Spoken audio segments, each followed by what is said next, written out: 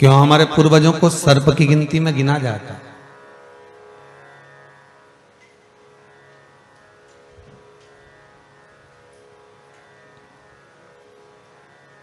क्यों सर्प को मारने वाले को मनुष्य देह प्राप्त होने में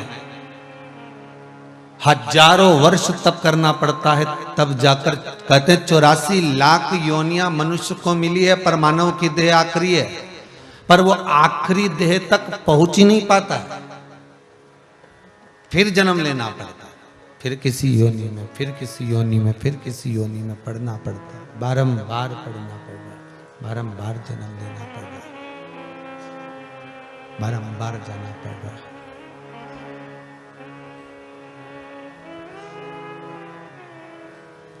और कितनी जन्म, कितनी मृत्यु, फिर जन्म, फिर मरण, फिर जन्म, फिर मरण।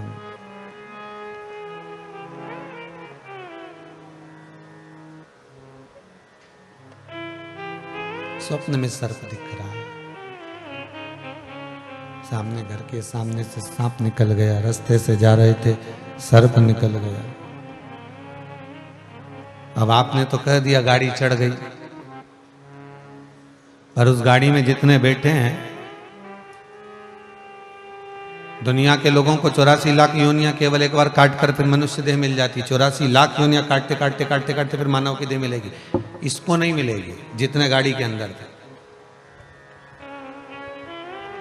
ऐसी 84 लाख ना जाने कितनी बार काटना पड़ेगी, तब जाकर फिर मनुष्य की देह मिलेगी। मानव का शरीर मिलने के बाद भी, वो मानव का शरीर मिलने के बाद भी शरीर आड़ा टेढ़ा रहेगा, हाथ से, पैर से, नेत्रों से, श्रवण से, कंधे से, कहीं ना कहीं शरीर में कुछ विकलांगता रहेगी।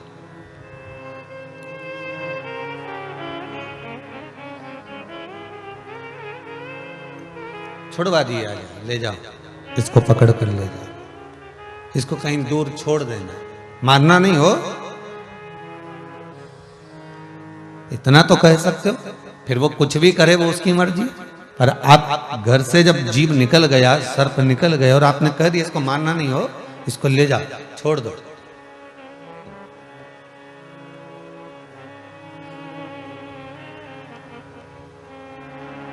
अदालत में जब कोई केस चलता है ना, तो उसमें दोष यही आता है, आपने किसी को अगर उत्साहित कर दिया, हाँ हाँ तू तो ऐसा कर ले, तो जिसने करा उसके साथ इसी को पकड़ा जाएगा जिसने बाबाई करी, हाँ हाँ कर ले। किसी ने किसी को प्रेशर दे दिया, उसने कुछ कर लिया, तो उसी को पकड़ा जाएगा जिसने प्रेशर दिया। मरने वाला तो मर गया, करने वाला तो कर गया, पर इसको उत्साहित किसने करा?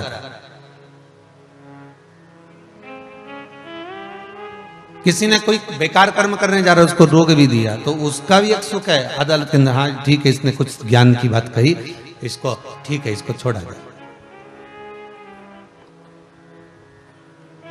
पर सामने भवन में, घर में, परिवार में, कहीं खेत खलियान में कहीं दिख भी गया सर, और आपने कह दिया ले जाओ इसको मार दो, नहीं नहीं नहीं, इसको ले जाओ पकड़ कर, मारना नहीं हो, बस इतना तो कह सकते कि इसको मृत्यु ना दीजिए।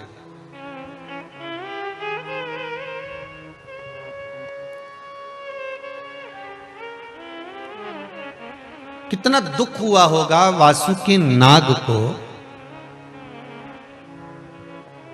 जिस समय पर माता कद्रू ने वासुकी नाग की माता कद्रू,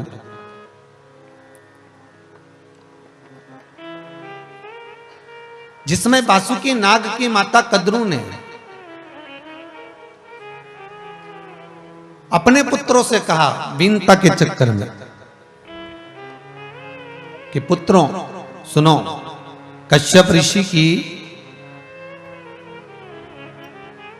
17 धर्म पत्नियां, उसमें से मूल थी कद्रू और वीनता। दक्ष प्रजापति ने अपनी बेटी विहाई थी कश्यप बाबा।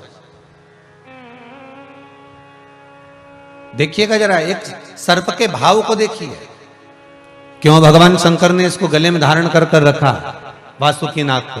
क्या कोई दूसरा नाग नहीं मिल सकता था? करकटा भी तो था, शेषनाग भी तो था, तक्षक नाग भी तो था, कितने सर्प थे।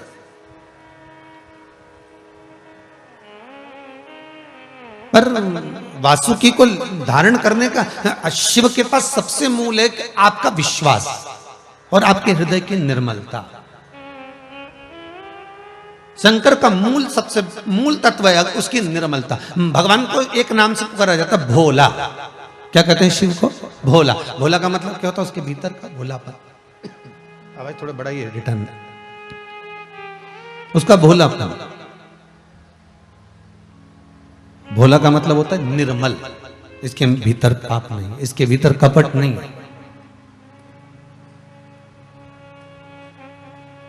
ये किसी के साथ छल ही नहीं कर सकता। कई बार माताएं भी कह देती हमारा वो छोटा पोता है ना, वो तो किसी के साथ में कोई कभी गलत काम कर ही नहीं सकता, इतना निर्मल है, इतना भोला है। और पूछा जाए वो बड़ा, अरे वो तो महाउद्दंड है। उसके बाद